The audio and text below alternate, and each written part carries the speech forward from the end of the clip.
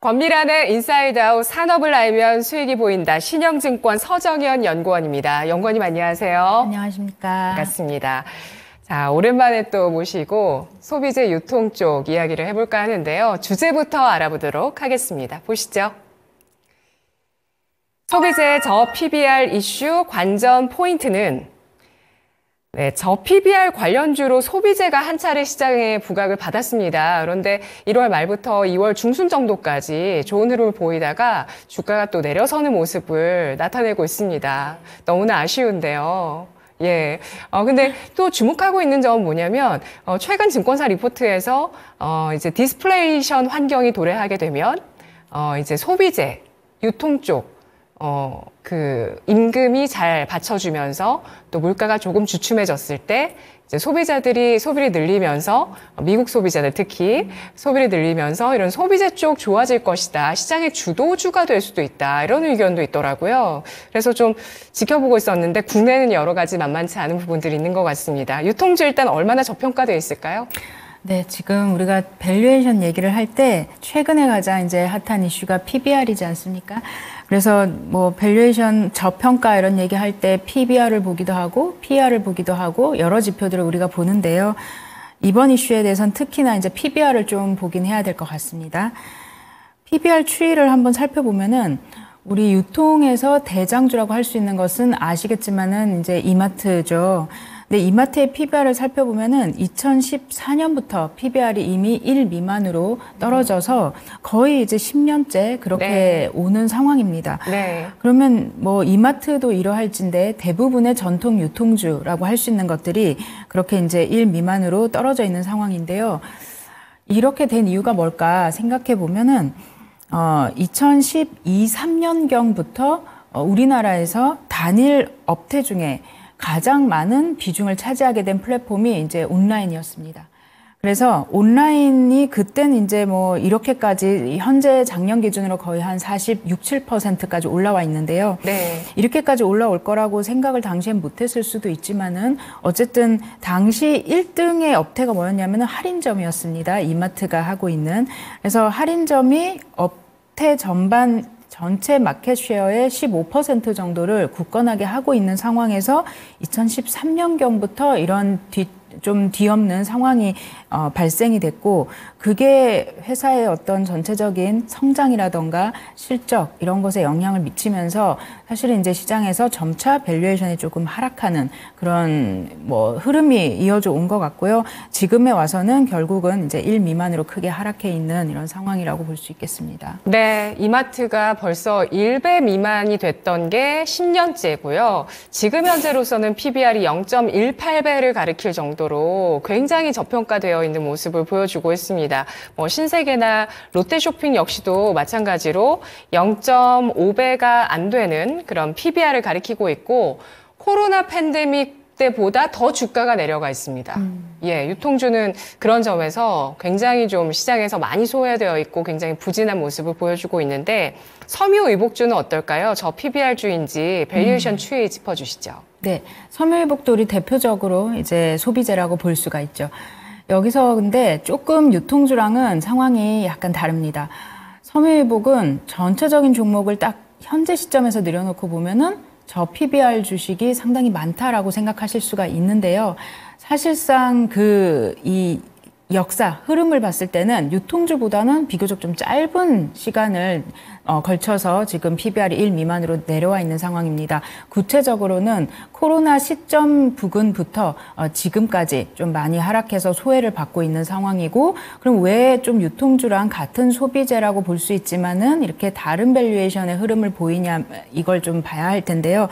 사실 유통이라는 것은, 한국의 유통은 기본적으로 부동산에 많은 투자를 하고 그걸 기반으로 이제 그걸 영업용 자산으로 활용해서 사업을 하는, 말하면 이제 이른바 뭐 설비 산업, 장치 산업 이렇게 설비는 아니고 장치 산업 뭐 이렇게 얘기를 하는데요.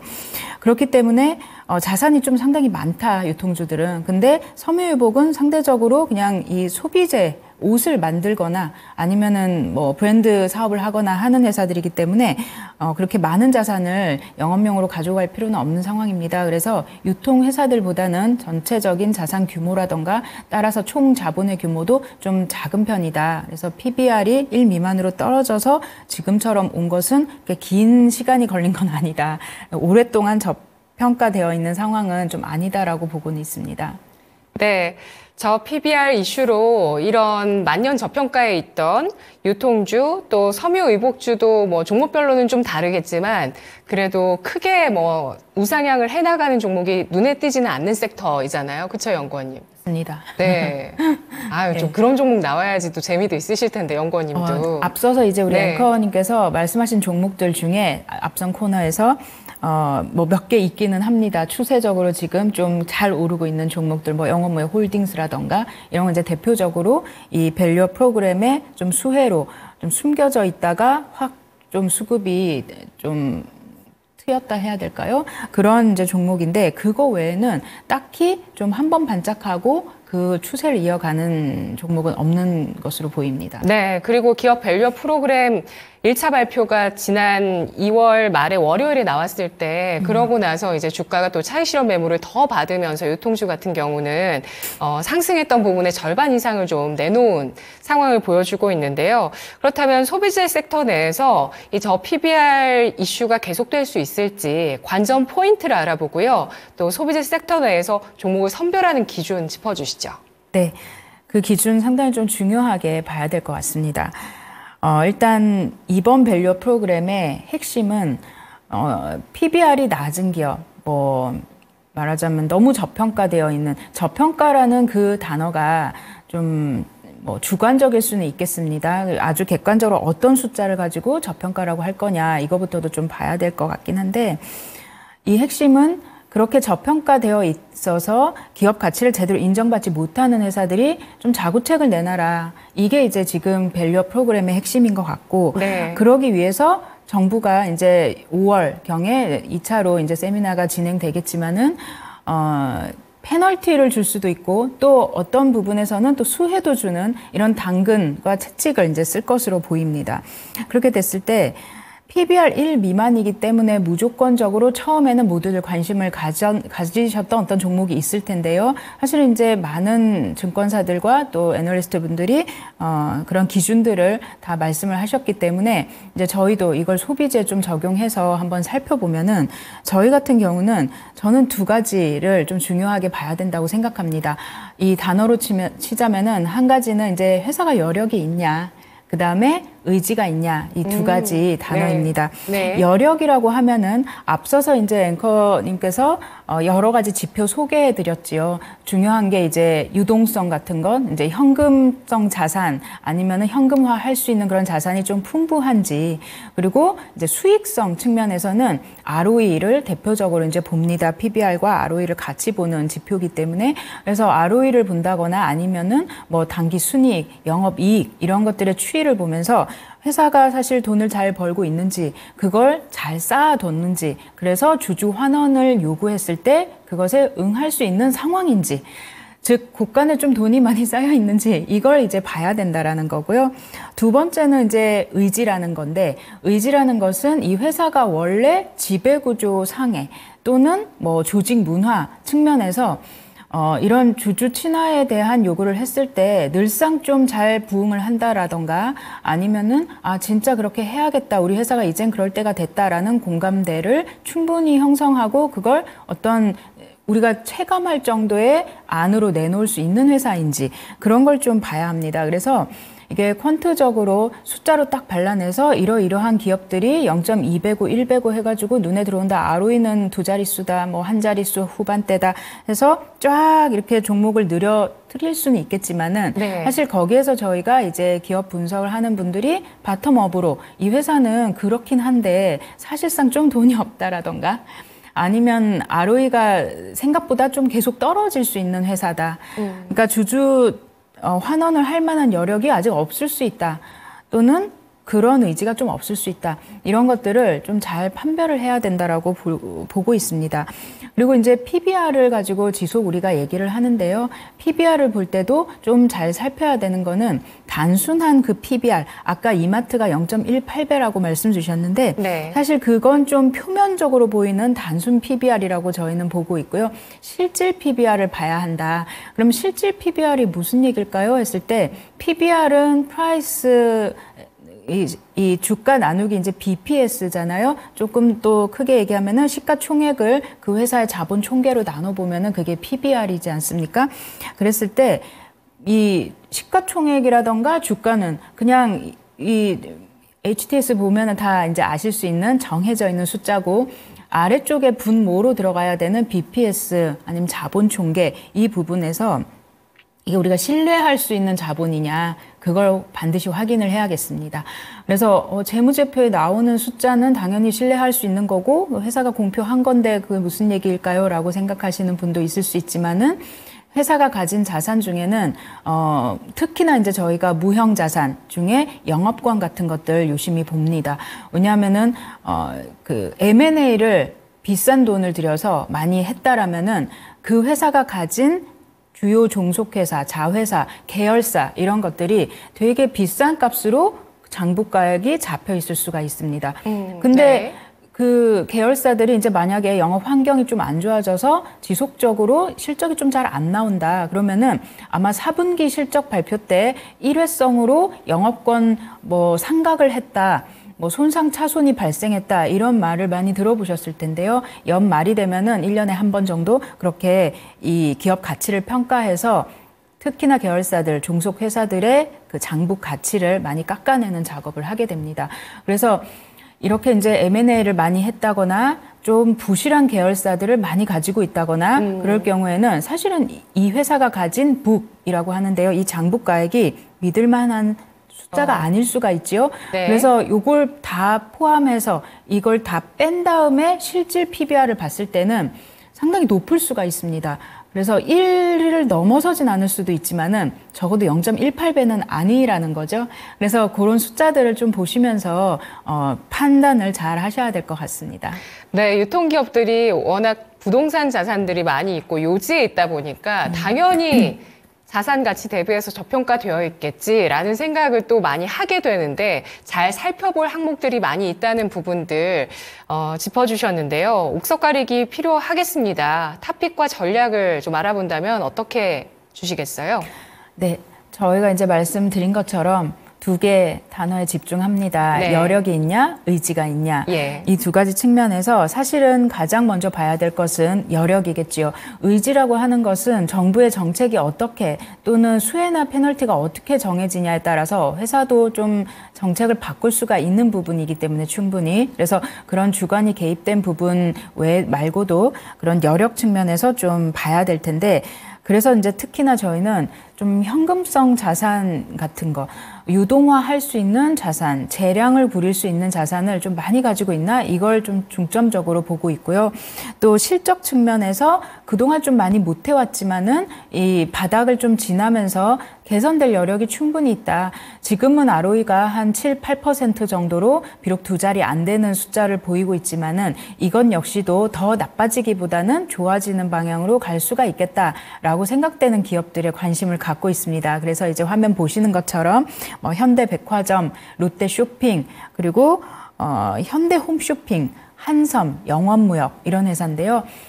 앞선 코너에서는 영업무역 홀딩스를 이제 말씀드렸는데 영업무역 홀딩스가 지주사이기도 하면서 또 영업무역을 가지고 있는 아주 우량한 현금도 많고 그런 회사입니다. 다만 이제 뭐 회사가 좋으면은 거래량 같은 것이 큰 문제는 되지 않지만은 기관들이 접근하기는 그동안 좀 힘들었던 종목 중에 하나였고 그거에 이제 대안으로 저희는 영업무역도 좀 관심 있게 많이 보고 있는 거고요.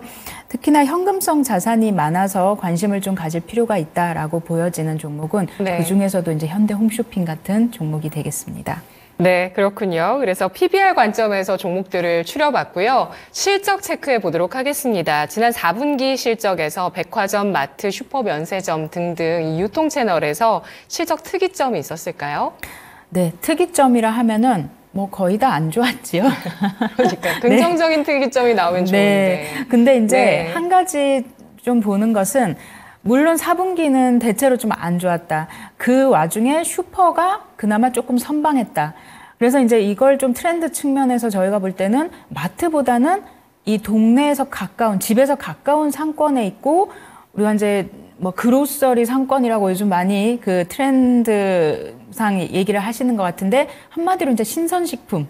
그래서 신선식품을 많이 이제 깔아놓는 그런 매장들이 온라인이 줄 수 없는 오프라인만의 차별화된 경쟁력을 가져갈 수 있다라고 업체들이 많이 얘기를 하고 있습니다. 네. 오랫동안 이제 온라인에 좀 치이다 보니까는 이제 오프라인 업체들도 내가 잘할 수 있고 온라인이 대체를 못하는 게 뭐가 있을까 하는 거는 물론 요즘 이제 일하고 바쁘시니까는 그날 장 보시는 분들이 많이 없으시지만은 그럼에도 불구하고 퇴근길에 얼른 가서 하나씩 사올 수 있는 그런 채널은 여전히 이제 필요한 거거든요. 그래서 이제 신선식품 그리고 신선식품 내에서 뭐 HMR 상품, 우리 즉석식품 같은 거 있죠. 델리 코너라고 하는데 그런 것들의 이 비중이 상당히 이 매장 내에서 커지고 있습니다. 그래서 이런 뭐 슈퍼라던가 아니면 이렇게 리뉴얼을 하는 일부 마트들 여기에서 이제 저희가 좀 가능성을 보고 있는데요.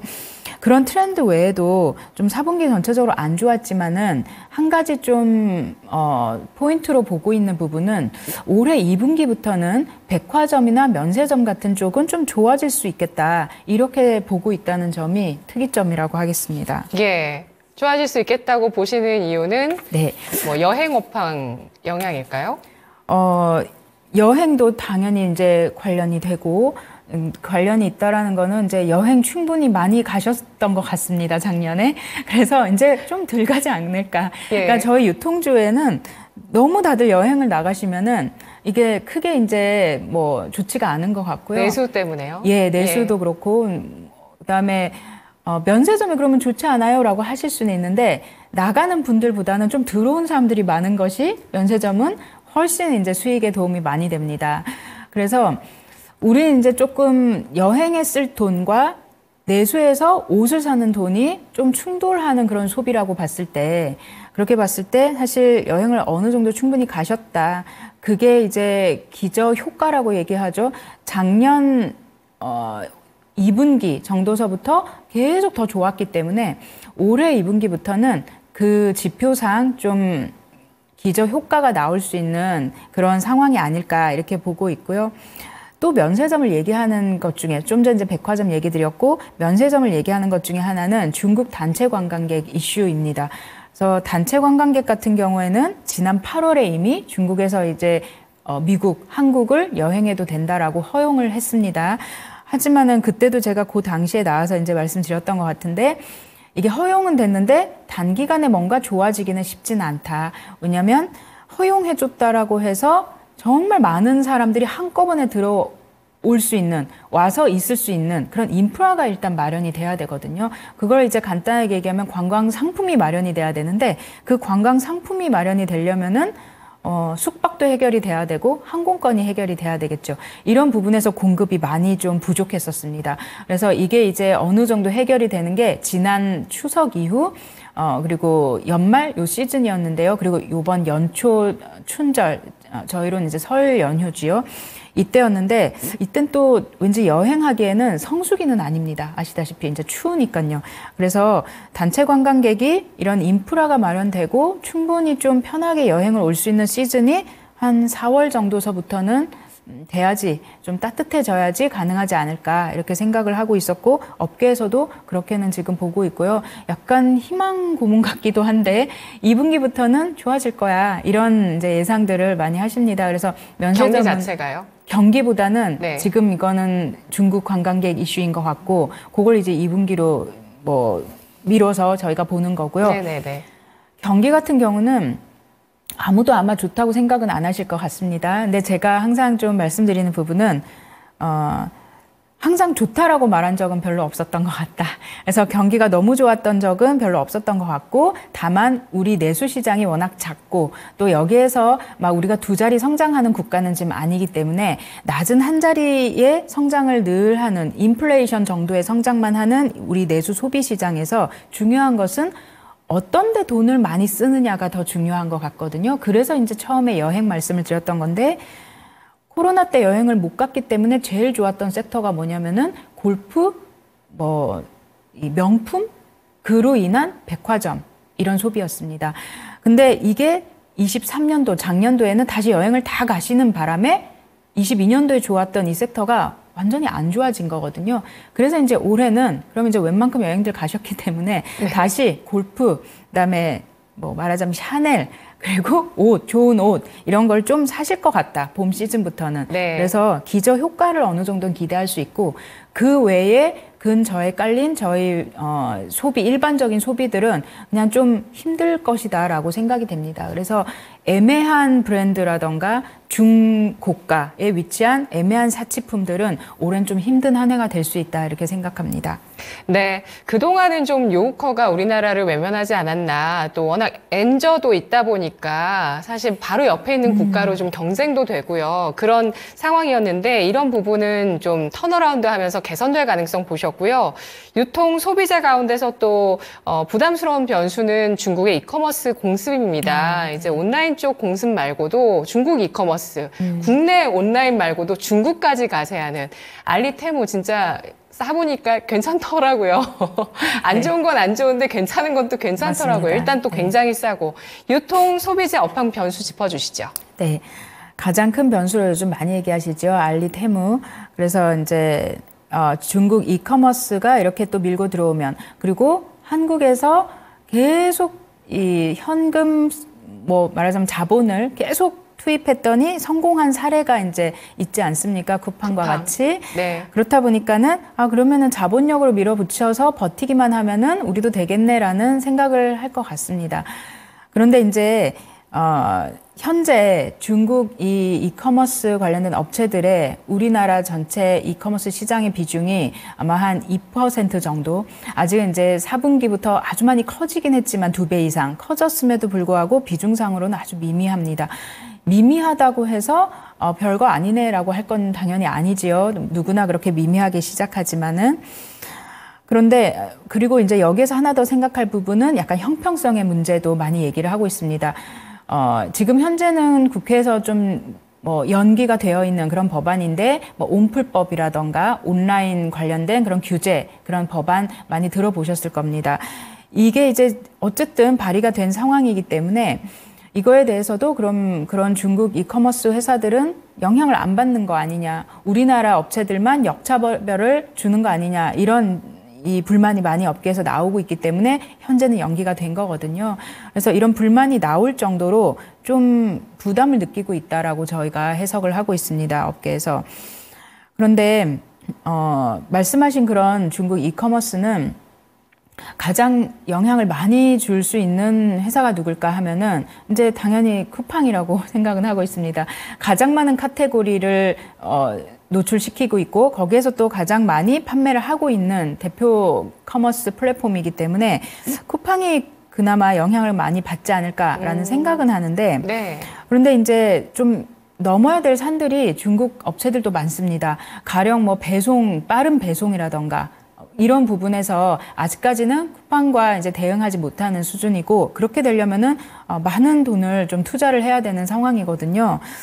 그리고 빠르게 올라오는 것이 일단은 좀 어렵지는 않다고 봤던 게 우리 같은 소비자들이 알리테무를 이용하는 것도 중요하다고 생각하실 수 있지만은 사실 더 중요한 것은 그 커머스 플랫폼 내에 셀러라고 부르는 그 판매업자들이 많이 입점을 해야 됩니다. 그래야지 많은 제품이 노출이 될 수 있을 것이고 그래야지 이제 소비자들이 그 플랫폼으로 들어오는 거거든요. 결국은 이 플랫폼 사업은 얼마나 우량하고 좋고 많은 셀러를 보유하느냐 그게 핵심인데 현재 이 회사들이 그래서 셀러들에게 무료 수수료와 같은 혜택을 주고 있어서 셀러 입장에서는 들어가서 팔지 않을 이유가 없는 상황입니다. 그래서 이제 누구나 다 들어가서 팔아볼 수 있는 그리고 한국 상인들에게도 이게 오픈이 됐기 때문에 그래서 이제 다들 시도를 하고 소비자들도 시도를 하는데 싸다라고 느끼시는 이유는 수수료를 무료로 하다 보니까는 싸게 팔 수 있는 거죠.